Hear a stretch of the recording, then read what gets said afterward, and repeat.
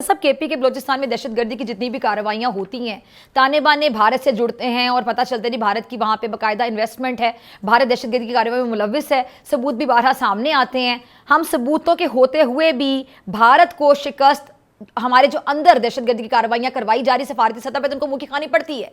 इस लेवल पर शिकस्त हम इसको किस तरह दे सकते हैं आपके मुताबिक? बिस्मिल्लाहिर्रहमानिर्रहीम। डॉक्टर साहब, thank you very much for the invite. बड़ा पर्टिनेंट आपने क्वेश्चन किया है कि भारत को कैसे शिकस्त। आइडियल तो शिकस्त यही होती है जी कि आप कुड प्रो क्वो में वैसा ही रिस्पॉन्स करें जो भारत आपके साथ कर रहा है और आप भारत के अंदर वही करना शुरू करें। But having said that, Pakistan एक स्टेबिलिटी में बिलीव करने वाला मुल्क है जी। और ये भारत की गलतफहमी है कि पाकिस्तान उसको किसी डोमेन में शायद रिस्पॉन्ड न कर सके। टेक्टिकल से लेके स्ट्रेटजी तक पाकिस्तान के पास कैपेबिलिटी है, कैपेसिटी है रिस्पॉन्ड करने की। और वो हाइब्रिड उससे अडॉप्ट इसलिए किया कि अफगानिस्तान की सरजमीन को इस्तेमाल करे। और इसका जो सेंटर ऑफ ग्रेविटी होता है ना जी ऐसी कैंपेन्स का, ऐसे वॉरफेयर का, खासतौर पे हाइब्रिड के बीच में, वो यही होता है कि प्लॉजिबल डिनाइबिलिटी हो कि हम तो जी ये सारी चीजें तो आपकी अंदरूनी है या अफगानिस्तान से हो रही है, हालांकि आप एक प्रॉक्सी स्पॉन्सर के तौर पर काम कर रहे हैं। लेकिन पाकिस्तान एक स्टेबिलिटी वाला मुल्क है जी। पाकिस्तान ये दो न्यूक्लियर कंट्रीज के दरमियान कॉन्फ्लिक्ट को इतना उस लेवल पर नहीं ले जाना चाहता कि जहां से इस रीजन के 2 अरब लोग जो है वो नुकसान उठाएं। Yes, we have political issues, Kashmir हमारा सीरियस इशू है और उसी को इन्होंने लिंक किया है टेररिज्म के साथ, उसकी गाह पे ये छुपाना चाह रहे हैं। बट हाउएवर पाकिस्तान दुनिया को सबूत दे भी रहा है। पाकिस्तान अभी कोलिशंस कर रहा है। आप देख रहे हैं चाइना इंटरेस्ट ले रहा है, अफगानिस्तान पाकिस्तान चाइना के अभी अफगानिस्तान के अंदर डायलॉग होना है। फिर अमेरिका और पाकिस्तान का काउंटर टेररिज्म का डायलॉग है। इसका जो कमिलियन फेस है ना जी, गिरगिट का रंग बदलने वाला फेस और एक कैंप से दूसरे कैंप पे भाग जाने वाला, वो not as a tactics but as a character of India खुल के सामने आ गया। तो आई थिंक पाकिस्तान को अभी तो डिप्लोमेटिक पॉलिटिकल फ्रंट पे काम करना चाहिए और ये कोलिशंस रेज करनी चाहिए। और इनका जो इंटरेस्ट ग्रुप है या इनके जो लोग पाकिस्तान के अंदर या अफगानिस्तान के अंदर बैठे हुए हैं, they are to be handled kinetic approach के बीच में। उनको बिल्कुल 100% काइनेटिक, इनकी जो क्लाइंट्स हैं उनको स्क्वीज करना चाहिए, जो पाकिस्तान कर भी रहा है। अभी आपने पिछले दिनों देखा होगा संबाजा में तकरीबन 50 के करीब एक ऑपरेशन में बलूचिस्तान में टेररिस्ट मारे गए, उनके सपोर्टर्स, एबेटर्स, उनके जो भी लोग यहाँ पे कोलैबोरेटर्स हैं पहले पाकिस्तान के अंदर, अफगानिस्तान के अंदर, I think will have to squeeze them खुद ब खुद। ये आप देखेंगे क्योंकि पाकिस्तान की कोई पॉलिसी नहीं है कि टेररिज्म का जवाब टेररिज्म से दें। हाँ, इंडिया की पॉलिसी जरूर है, प्रोनाउंस पॉलिसी है और डोवल ने कई दफा उसका जिक्र भी किया है। बाकी भी उनकी पॉलिटिकल लीडरशिप इतनी ह्यूब्रिस माइंड के साथ अपनी जो इलेक्शन कैंपेन आप देख लें इनकी before this tenure of Bharatiya Janata party RSS के, तो पूरी कैंपेन्स में इन्होंने बड़ा प्राउडली कन्फेस किया है कि हम पाकिस्तान को सबक सिखा रहे हैं, ये कर रहे हैं, वो कर रहे हैं। पूरी दुनिया में इनके हो गई है।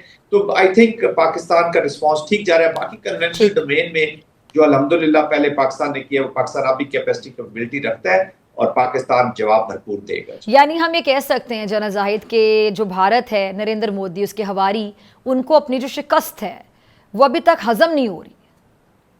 जी बिल्कुल, इसमें तो किसी को कोई शक नहीं होना चाहिए कि ये जो एम्बेरसमेंट हुई है। तो किसी ने मुझसे पूछा कि जी क्या इंडिया का नुकसान हुआ, मैंने कहा जी इन्होंने हवा में 6 जहाज गिरवाए हैं और जमीन के ऊपर अपनी साख गिरवा ली है जी। Exactly. हाँ, तो this is no more that India जो आज से कुछ अर्सा पहले अपने आप को शो करता था कि मैं दुनिया की बड़ी ताकत हूँ। इनके जयशंकर को कभी देखते आप कि वो किस तरीके से लोगों के साथ बातचीत करते थे, दुनिया में कैसे डील कर रहे थे।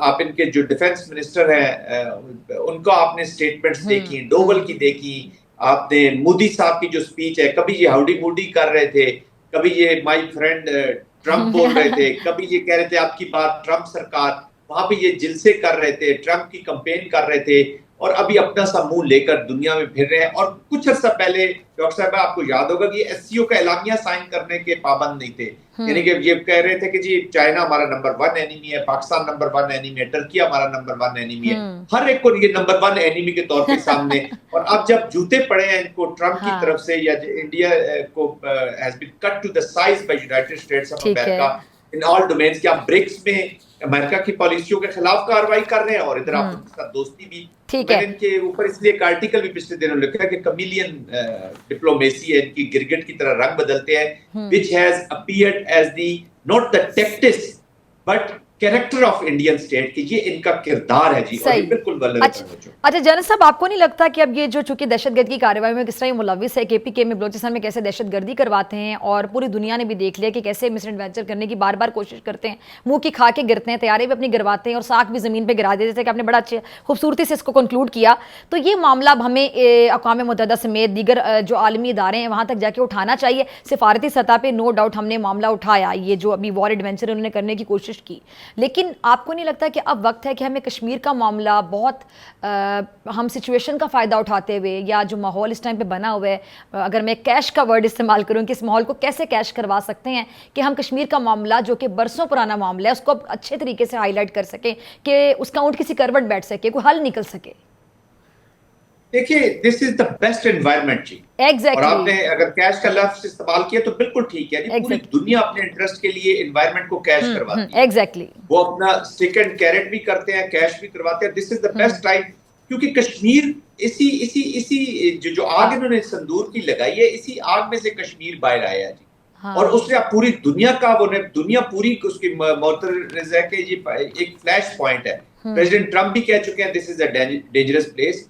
चाइना वुड लाइक कि ये इस पे बातचीत हो, रशिया वुड लाइक कि इसके ऊपर बातचीत हो। अपैरेंटली कहते नहीं है, लेकिन वो क्योंकि स्टेबिलिटी चाहते हैं इस रीजन में, और इस रीजन की स्टेबिलिटी के इंस्टेबिलिटी के दो ही मेजर फैक्टर हैं। एक है अफगानिस्तान और दूसरा है इंडिया, जो मैं इमीडिएट अपनी बात कर रहा हूँ। फिर वॉर ईरान में पड़ी हुई है, मिडिल ईस्ट में पड़ी हुई है, पूरी दुनिया इस वक्त मुतवज्जो है आपकी तरफ। और इस वक्त you have the best environment. इस वक्त पाकिस्तान अल्हम्दुलिल्लाह एक ऐसी सेंट्रल स्ट्रेटेजिक प्लेस पे आ गया हुआ है कि आपके अमेरिका के साथ भी तल्लुकात है, चाइना के साथ भी तल्लुकात है, रशिया के साथ भी फेयरली होके आपके तल्लुकात है, ईरान अब आपकी तरफ देख रहा है, अफगानिस्तान वाया चाइना, मतलब हमारे लिए गोल्डन टाइम पीरियड का आगाज हो चुका है। लेकिन इसको हमने अपनी बेहतरीन हिकमत अमली के तहत कैसे कैश करवाना है, ये हमारी जहानत पे डिपेंड करता है। देखिए ना डॉक्टर साहब, देखिए कई जंगे हैं, नैरेटिव की जंगे हैं, और नैरेटिव इस वक्त पाकिस्तान का रियलिटी बेस्ड है, सच के ऊपर बेस्ड है। जितनी इस वक्त आपके नैरेटिव की क्रेडिबिलिटी है शायद ही किसी को, इसलिए तो मैंने पिछले दिनों एक सजेस्ट किया एक मकाम पर कि हमें एक स्ट्रेटेजिक नैरेटिव कमांड बनानी चाहिए जो कंटिन्यूअसली सिर्फ इस नैरेटिव के ऊपर काम करे और हमारा मैसेज। और हमारा जो नैरेटिव है जनरल साहब, एग्जैक्टली वो हमारी सोच ही है ना। आपका नैरेटिव क्या होता है? आपका नैरेटिव वही होता है कि आप किस तरह सोचते हैं, तो आपकी जो सोच है उसका एक मजर होता है आपका narrative.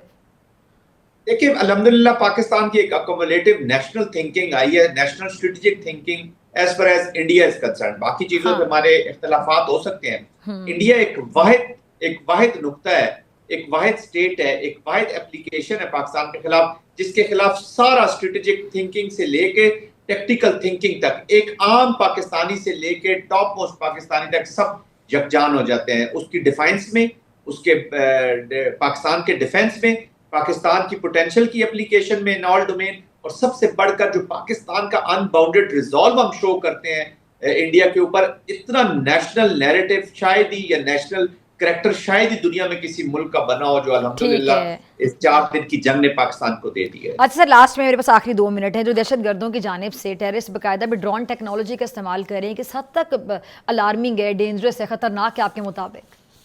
This is clear indication के भारत किस बुरे तरीके से इस चीज में इन्वॉल्व हो चुका है। वो इनको तमाम टेक्नोलॉजीज, देखिए ये प्रॉक्सी स्टेट का ये रिस्पॉन्सिबिलिटी होती है स्पॉन्सर की कि वो अपने क्लाइंट्स की लॉजिस्टिक, इकोनॉमिक, पॉलिटिकल और मॉरल सपोर्ट जो है वो करता है जी। और ये जहाँ पे तो डिप्लोमेटिक सपोर्ट भी वो कर रहे हैं। आपको याद होगा जिस तरीके से इन्होंने पहलगाम के दिनों में बलोच डिसेंडेंट लीडर्स को, या जो सो कॉल्ड एंटी पाकिस्तान है, मैं उनको नाराज कभी भी नहीं कहूंगा क्योंकि ये नाराज का लफ्ज बड़ा खतरनाक किसी ने इजाद किया, पाकिस्तान के साथ दुश्मनी की है।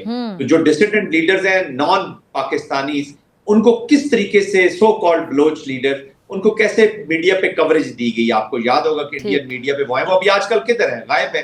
तो वो उन्हीं दिनों में लाए गए, उनका नैरेटिव आगे पुश किया गया, तो उसको बड़ी सीरियस सपोर्ट इनकी हासिल है।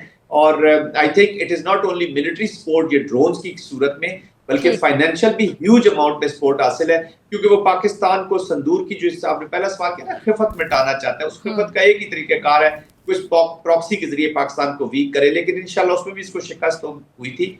और ठीक है। इसमें तो और जल्दी और बहुत बड़ी शिकस्त होने वाली ठीक है। है।